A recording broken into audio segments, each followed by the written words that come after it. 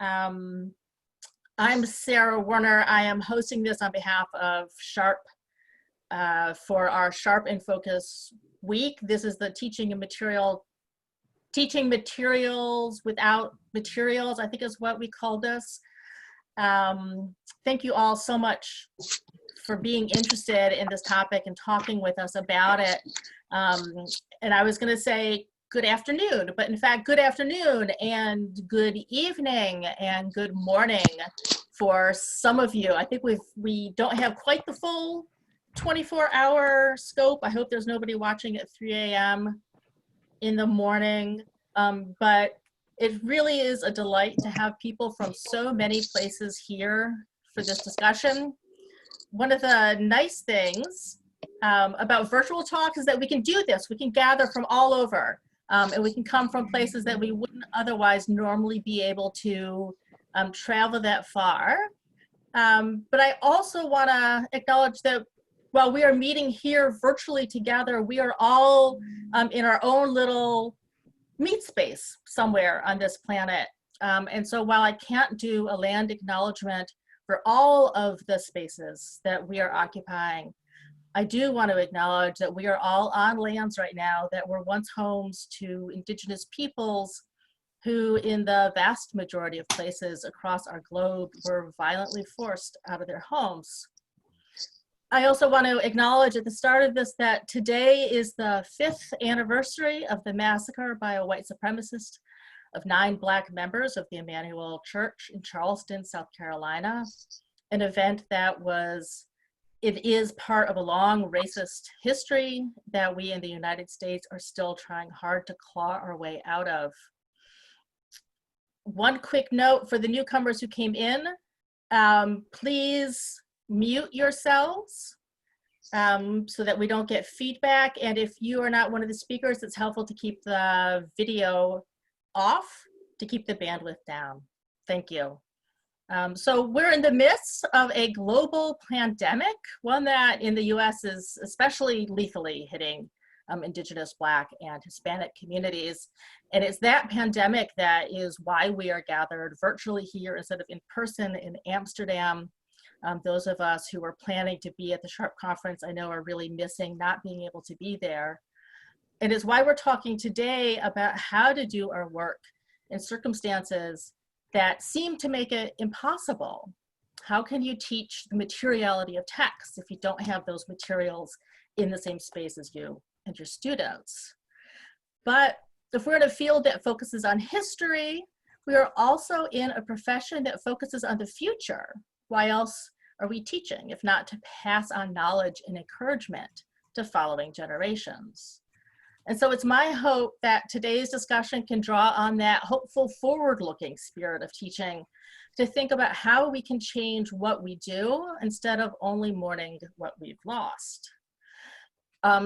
Brief overview of how this next hour is going to work. Today's conversation is going to start with brief presentations from our speakers about their teaching this past semester and how they adjusted from in-person material studies to being online.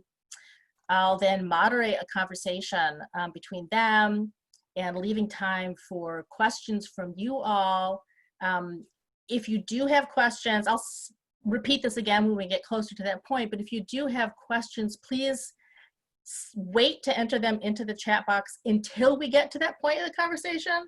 If you've been doing these large meetings, the chat just zooms on by, and if you start asking questions in the middle of a talk, Ellen and I are gonna miss them, and I would hate for that to happen. So we'll have a chance for questions and conversation with you all, and then we'll switch into breakout conversations of about, I think, sort of 8 to 10 people so that you can strategize about your own work and how you might think about what you can do in the fall in terms of teaching with material texts. We've dropped some links and relevant information about all of this into a Google Doc, and I am opening up one second my chat, and I'm dropping the link in the chat box right now. It has the bios of the speakers in it, and it just has some links to things that we'll be talking about. You've got it for your reference, you know where it is. Finally, I want to remind everyone that this is being recorded, and we'll share it later on Sharp's YouTube channel. The chat will not be shared on the video, of course, but you should know that it is saved as part of the recording. So just super quickly, I want to acknowledge that in many ways, the easiest way to shift from teaching with books in hand to teaching in online courses is to rely heavily on facsimiles of those or of similar books.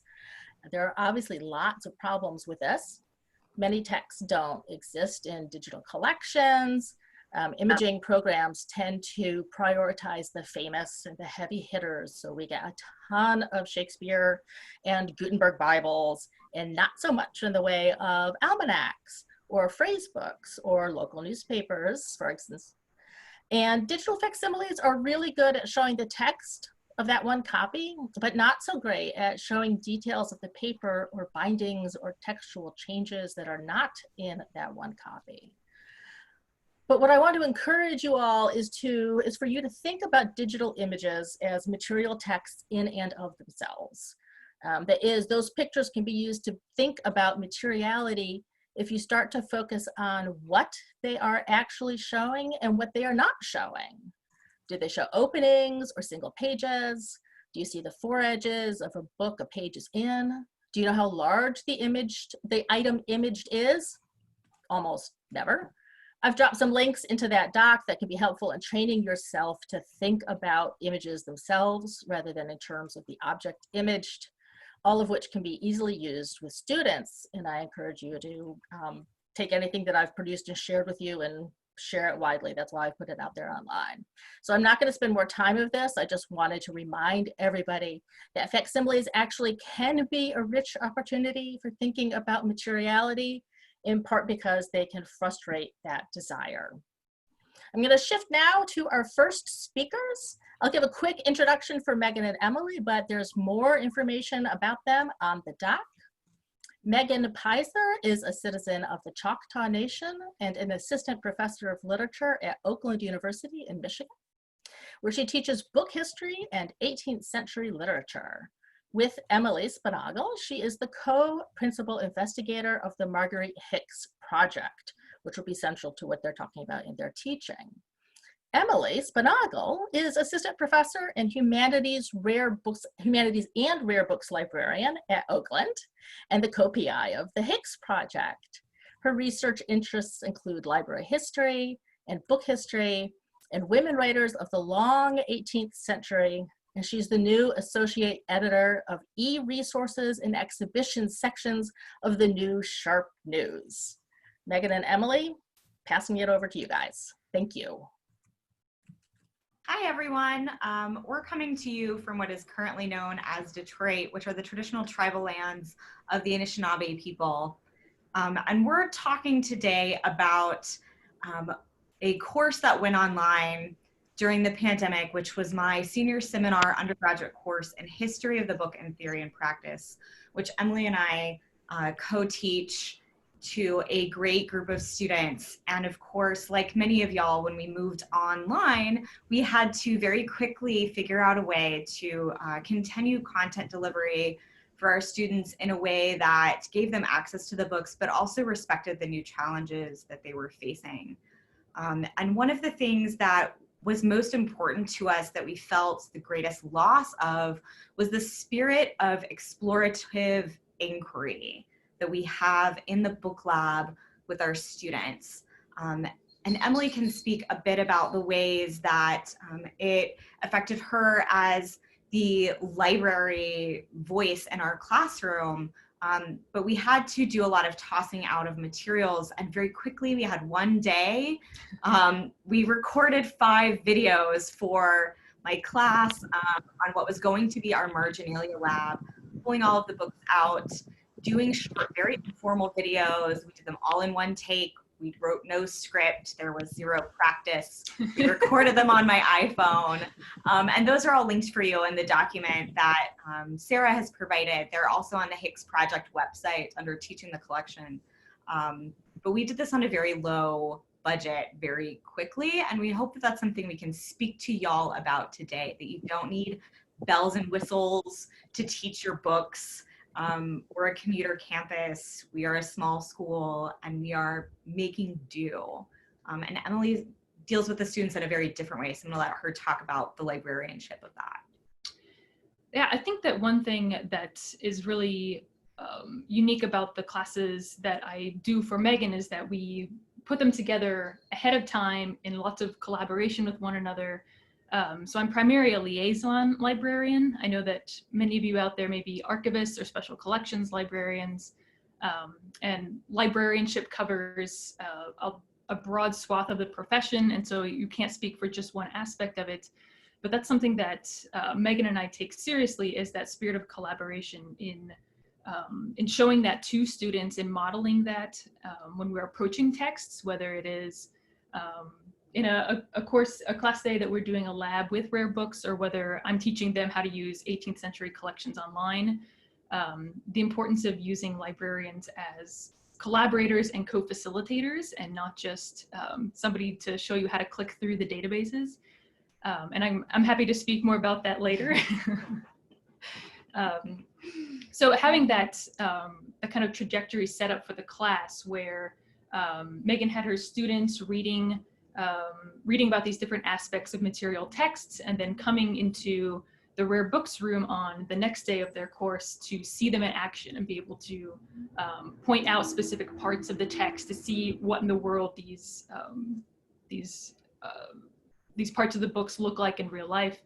And so the videos are a haphazard slapdash way of trying to adapt to the pandemic at a very under-resourced institution. We have one part-time archivist who's the archivist and coordinator of special collections. She has one part-time assistant. We don't have a lot of resources or time, but being able to do what we could in this kind of emergency remote teaching scenario, which doesn't require perfection, and it doesn't require polished outcomes. It's really just trying to find a way to facilitate students' learning. So I think collaboration will be largely our hobby horse for today. And the students responded well to our quickly produced stuff. So if you're worried that your short, quickly made YouTube video that you made on your phone isn't going to actually help your students, ours commented on how much they liked that they could still see us working together, sort of whispering in the background, like, turn that page, don't forget to say the thing about the thing. They really appreciated that kept them in the spirit of the classroom and the exploration of the book. So we really want to harp on, you don't need to be creating super fancy videos. Your students learn a lot from watching you learn. Yes.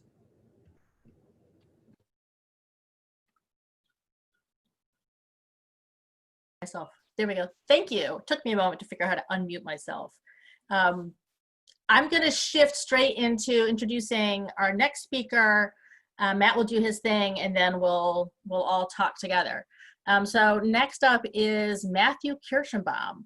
Oh, that's so funny. Matthew Kirschenbaum, who is professor. We were just talking about people who Germanize names when they're not German. Matt is professor of English and Digital Studies at the University of Maryland, and he's co-founder with Carrie Krause of Book Lab, which is a dedicated press, library, classroom, and studio space for the study of books housed in the English department. Matt's also a member of Sharp's board of directors and on the advisory board of book history. So he's a sharp, heavy hitter, and I'm really glad he's going to speak with us today. Over to you, Matt. Yeah, thanks so much, Sarah. And I also just wanted to thank you and Ellen and everybody who's been coordinating the Sharp in Focus events all week, which have been as fabulous as they can be without us actually being in Amsterdam. So thanks for all of those logistics and behind the scenes efforts. So I'm going to attempt something risky, which is sharing my screen. And let's see, and so you should be looking at my PowerPoint now. Is that true, Sarah? No?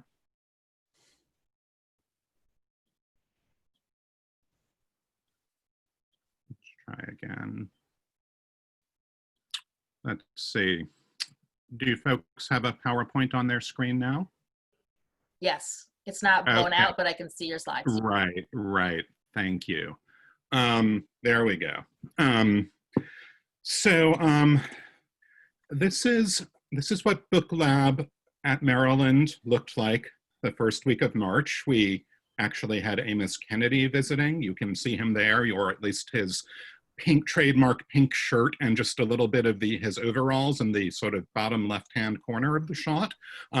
He was with us for 2 days. We had at least 150 people come through our 400 square foot space over the course of 2 days, the first week of March, which in retrospect makes me extremely queasy to think about. But to the best of my knowledge, we were not a super spreader event. This is what Book Lab looked like the second week of March. We all remember, I think, how quickly, literally day by day, the world seemed to change. And by that second week of March, which was right before our spring break at Maryland, it was really clear to all of us that we wouldn't be coming back after break. You also in this shot, because it's empty of people, it has the virtue of showing you just a little bit of the space. I won't say a lot about Book Lab, but as Sarah mentioned, it is a space, a studio, a working press that I've been building for the last 2 years with my colleague Carrie Krause. You can see a little bit of our presses and type collection and so forth. Book Lab is also the name of a course that I teach in Book Lab. This past spring, I was teaching the graduate iteration of it with 6 students. In the fall, I will be teaching the undergraduate version with about 15 students. We already know that that is going to be online. It will not be in person or blended or hybrid or flex or any of the other terms we're using. It will be a remote course. When COVID happened, when COVID started to happen, when it started to really make its presence felt and we had to adjust to the online transition, it was a moment of panic, but also a moment of clarity, because what was happening was so overwhelming, and the logistics of somehow recreating the Book Lab experience online were so overwhelming to contemplate that any small thing that I could possibly do immediately seemed to me like it would be a win. The Book Lab course, I should mention too, it is a history of the book course, but it's also very much a hands-on course about making books. And the way that we work is we start at the beginning of the semester by making paper with our friends down the street at Pyramid Atlantic Book Art Studios. Then we move through letterpress using our equipment in the lab. We move through bookbinding and so forth. And really the mandate for the course is that by the end of the semester, the students have have a complete book object of their own conception and making. In the sort of cycle of things, we had gotten as far as letterpress when we had to shut down. So my realization, the heuristic really, I should say, that sort of guided me going forward was simply that there were some things we were doing in the course that wouldn't have to change much at all. Certainly a lot of the reading and discussion we were doing. There were some things that we had planned to do that second half of the semester that would simply be impossible to duplicate at all, like 3D printing, for example. I did not see a way to sort of make that happen in a home environment for the students. But then there were some things that we could adapt and change a little bit. So one thing that worked really well in that regard, and I want to send a thank you. I'm not sure if Ryan Cordell is in the Zoom audience here today, but I had seen Ryan post on Twitter, on Facebook somewhere, that he had contacted a book art supply store, Colophon Books, which I believe is based in Indiana, and they had set up a custom book binding kit for his students. all in, all included. And so I immediately asked Ryan for their info and contacted them, and they set up not the Cordell class kit, but the Kirschenbaum class kit. The price, as you can see, was quite modest. I nonetheless made the decision that I would purchase this on behalf of all of my students. I didn't want them to have to have the extra outlay at this time, but that's actually a point I'll come back to at the very end. But this worked out really well. You can see sort of the obligatory Zoom screen capture there. Those are my great students, and those are books that they bound using the stuff, the thread, the needles, the straight edge, and so forth that came in the kit from Colophon. And we did that over Zoom. So someone had a playlist in the background, and it was great. It was everything I would have hoped for. So that's something that I think is the kind of activity that, in fact, can translate, can replicate fairly well. I wanted to share a couple of quotations from students that I got by way of feedback, just because I think they touch on a kind of common theme here.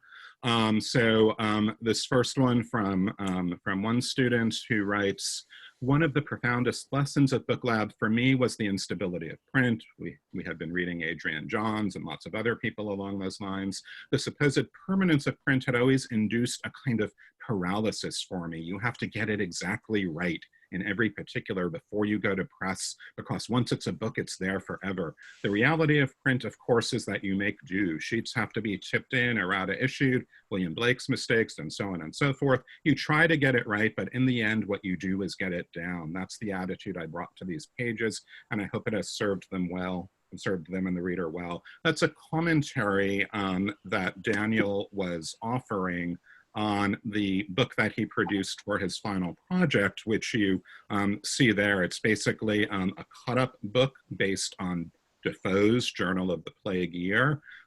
He did the design work in Adobe InDesign. A lot of the actual effort, the labor of making the book went into wrangling with his printer and getting things sized properly on the printer. So not what I was expecting in terms of a letterpress experience for students for final projects, but still deeply sort of grappling with the materiality and the limitations of tools and circumstance, I would say.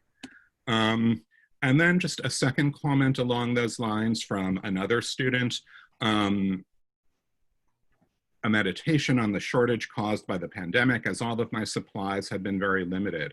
I'll say as an aside that I have made a point of emphasizing to students that they were not to go to stores. There was to be no Michael's run. We were under the governor's stay-at-home order. I didn't want anybody thinking that they needed to go out to a store to buy stuff for sake of a grade on a final project.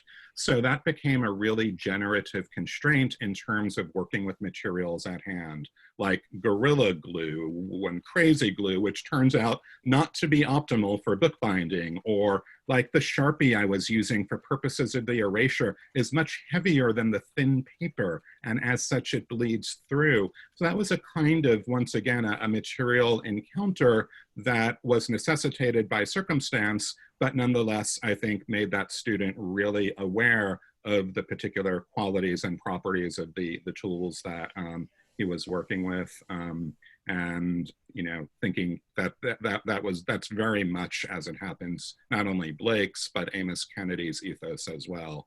So that was actually really amazing and helpful and fortuitous to have him. Another final project, this is from Allison Gabaile, who is starting as a PhD student at Northwestern come the fall. Allison is interested in the medical humanities, and she told me that what she wanted to do was to take this enormous pill bottle that she had, and then the actual capsules are filled with single sentence snippets of email communiques she had received regarding COVID, things that were shutting down, precautions to take, and so forth. And so she calls this, speaking of Sarah German pronunciation, she calls this Textabletten, or text pills, book pills. This project was important to me because I emphasized to the students there was no codex litmus test here. It wasn't important to me that they produce something that was sort of self-evidently a book. What was important to me was that they were grappling with materials in order to make an artifact, to make something.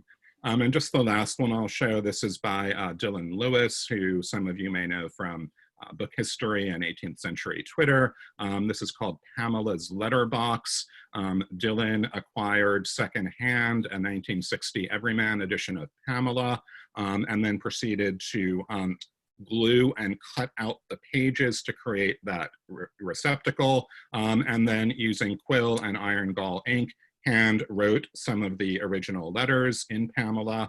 Dylan in this project was particularly interested in Pamela's agency as a survivor of sexual assault. So the letters he selected reflect that, and this is the work that he produced. And then an abecedarium called The Nasty Woman's ABCs by Elizabeth Catt. Again, another project that really had to grapple with logistics and the limitations of what Elizabeth was able to source through mail order. So in terms of takeaways, I just wanted to kind of sum up some things that I learned that will then be sort of guiding my thinking about the September iteration of this with my undergraduates. Key thing is don't dwell on what the class isn't or can't be. I was super careful as I could not to say things like, well, if only we were in book lab, we would be able to do this, or you could see that. I'm not sure I succeeded 100% of the time, but I really tried to make that effort. I think it's important.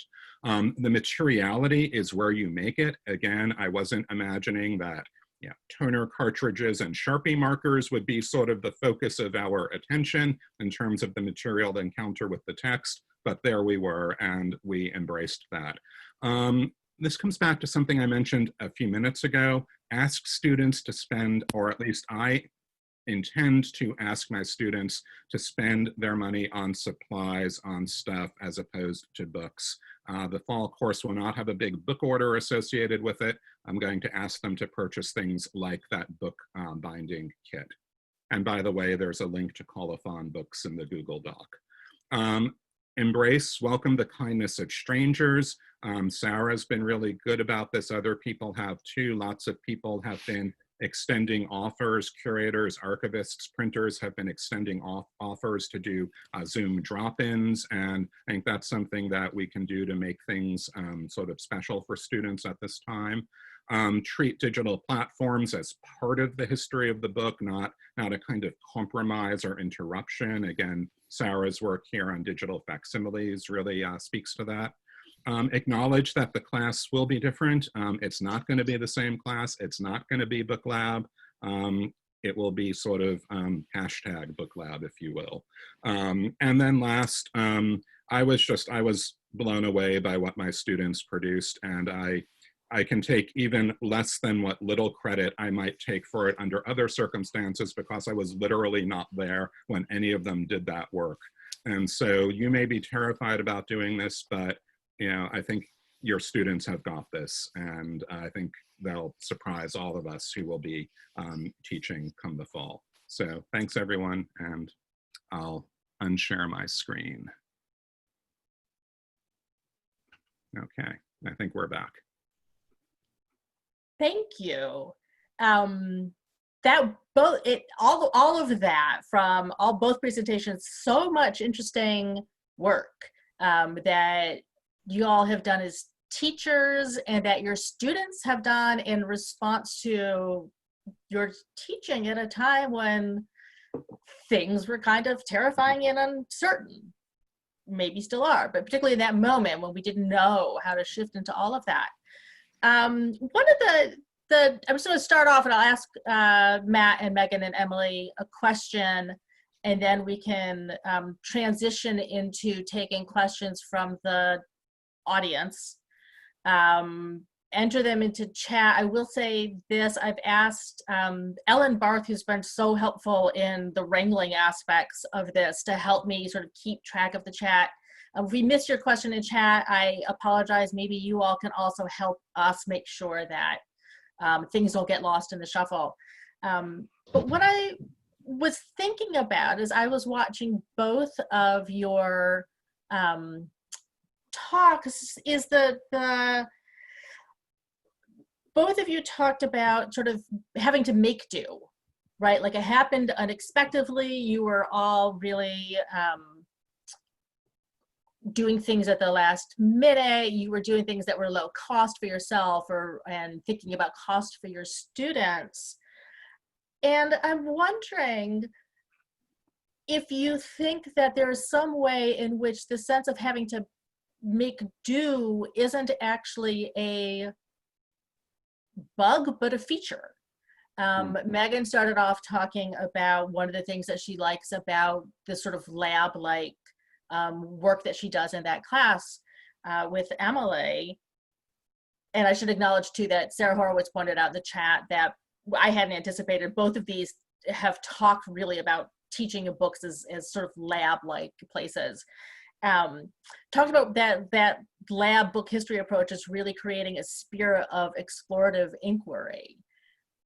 And I'm wondering how you feel about how much this sort of thrown together make-do process of it helped you keep that spirit of inquiry, even though it was in different circumstances. Hi, yeah. So one way that we, sorry, we're dealing with the cat here. One way that we think that we really helped the students see that we wanted to encourage that was by creating those videos for them, but also we turned over the class a lot to the students after we went online.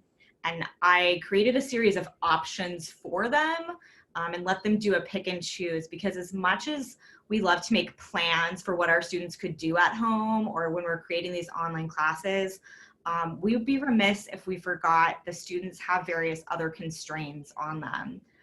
They have caretaking responsibilities, they have families at home, they don't have great internet.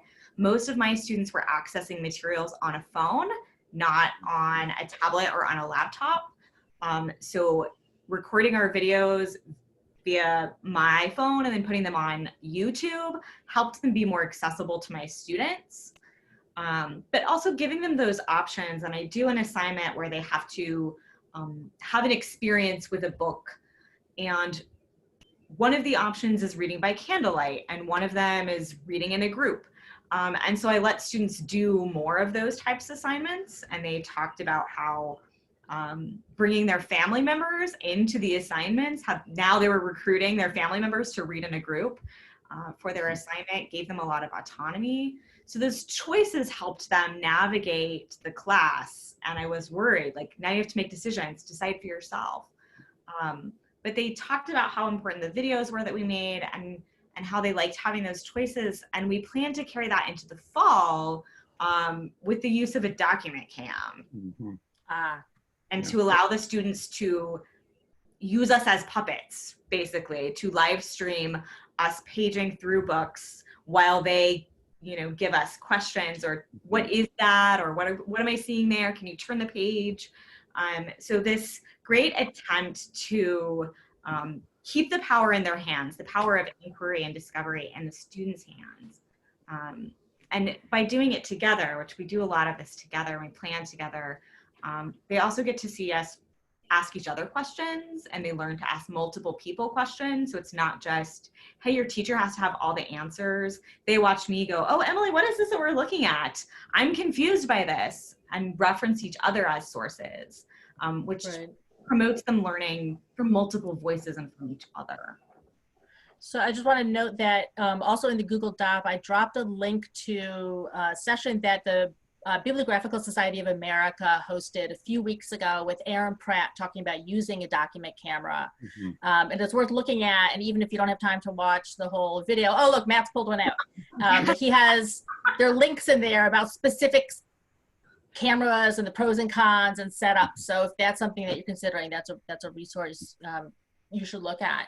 Yeah, you can see that I keep it close at hand.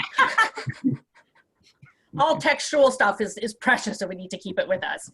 One quick question, and again, guys, in the it seems weird to call you an audience, but you people in Zoom land, if you have questions for Matt and for Megan and for Emily, drop them into the chat. I'm trying to pay attention to both. So I asked you to do this specifically because you had these experiences teaching in this past fall when everything, so you had that transition from one space to another. But now we're looking into the future and you can plan a little bit about what's going to happen. What sort of things would you encourage people thinking about in terms of now that we maybe have a chance to plan for teaching material texts without materials? Yeah, I mean, that's sort of, for me, that's sort of the scary part, because this past spring, everything was happening so quickly, everything was so spontaneous that the course was what it was. But I don't think that's the right way to approach the fall. And so I kind of feel like the production values, if you will, are gonna have to go up. Not necessarily in terms of, I don't know, the quality of the video, but the syllabus is really going to need to be designed from scratch with remote teaching as the understood mode of delivery. You know, I think that students likewise, I think, will be coming into the course with maybe a different set of expectations, a different affect.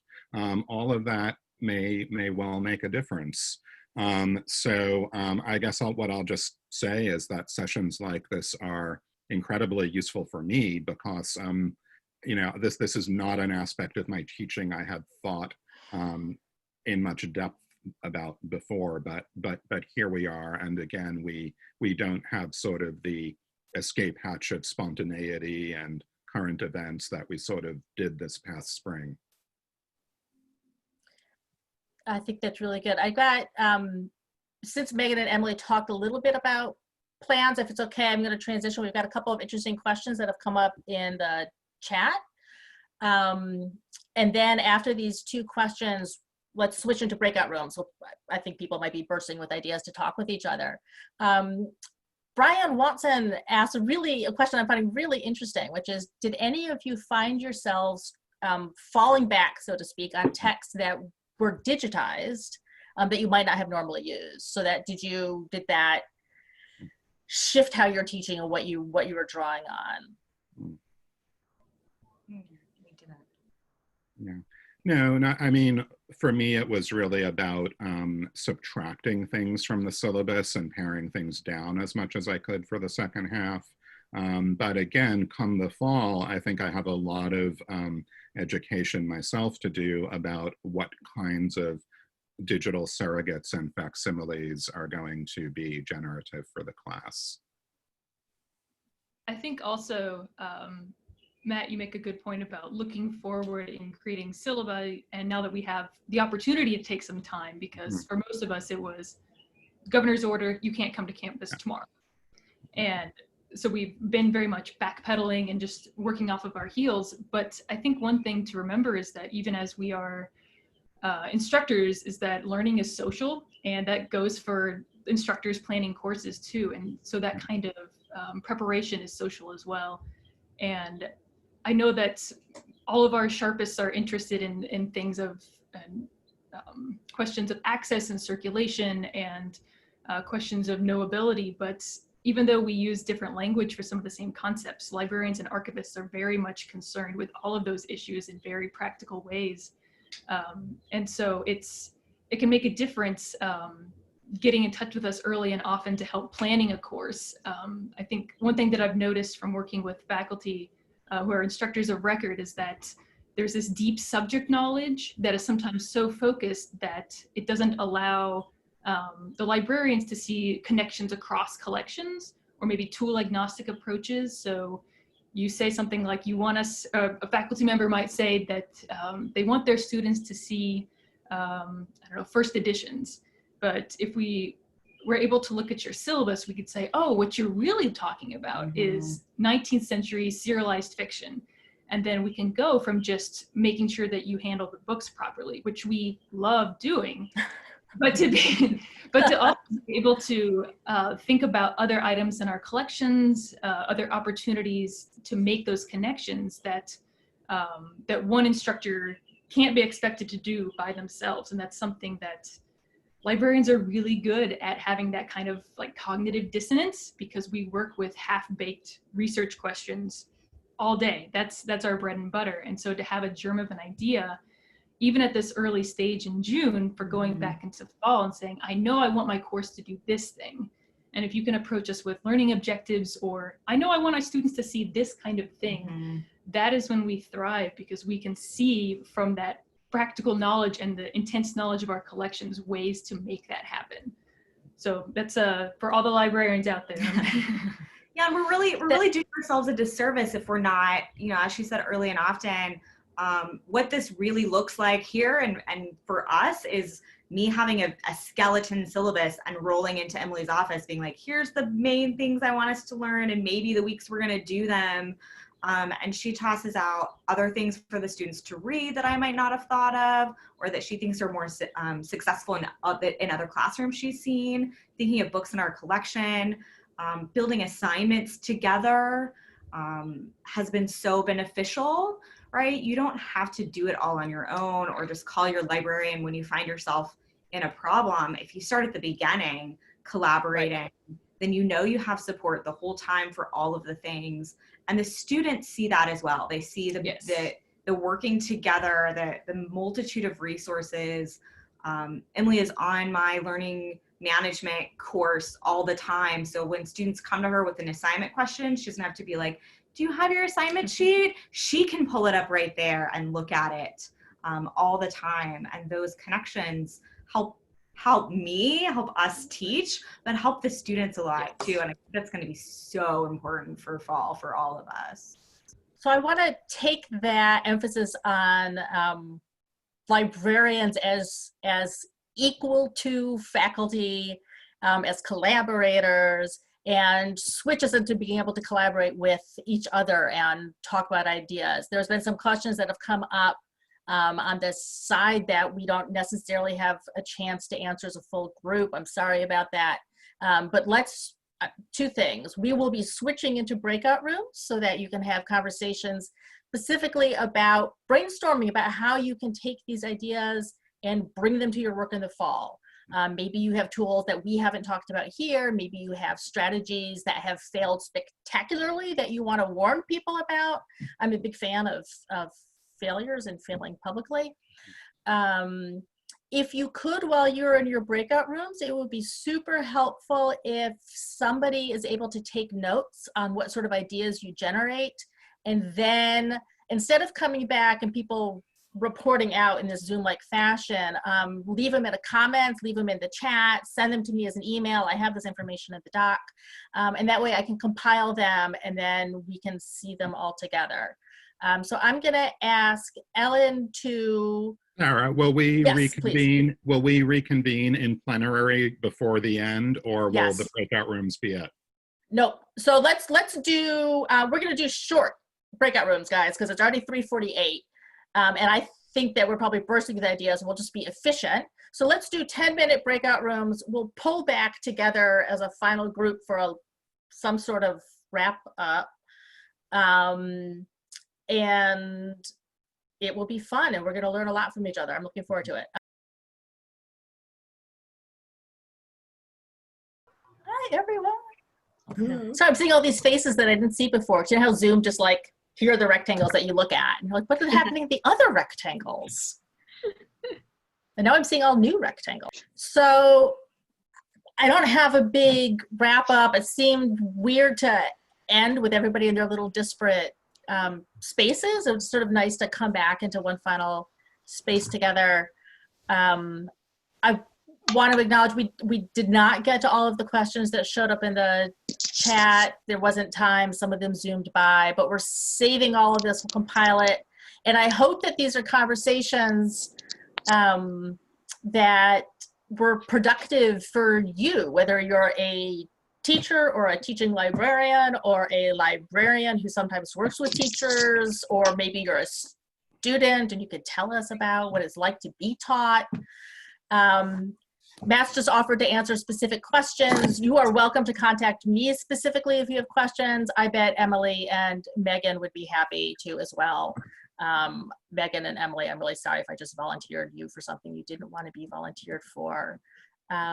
It's really exciting to see that so many people made the time for this, to think about teaching and to think about how we can move forward and do it better. Teaching is near and dear to my heart, so I'm excited to see that it is for so many of you too. I want to thank all of my SHARP colleagues on the EC for all of the flexibility and excitement we've all had in planning this Sharp and Focus week for you all. There's still more stuff happening, so I look forward to seeing you. And then I want to encourage everybody who's here, if you came here because you thought that this was a conversation that you were interested in, that means that Sharp is a home for you. And if you want to join us in Sharp to learn more about book history, pedagogy, we are increasingly focused on thinking about pedagogy as part of the organization. It's something that we can offer to our members. We really welcome you. So I hope you will do that. And finally, I want to encourage all of you to submit to Sharp in the Classroom. We announced it yesterday. It's a new pedagogy section of Sharp News that I'm editing. I'm eager to have syllabi. I will, I don't have the link handy, but there's a call for pieces out there, and if you can find me on Twitter, and I'll tweet it again. And again, you can always ask me questions about that. So thank you for sharing all of your thoughts with each other. If you took notes, please send them to me or drop them in the chat, or leave them as a comment in the doc so we can compile it. And, you know, stay safe. Have a good day. Thanks for joining us.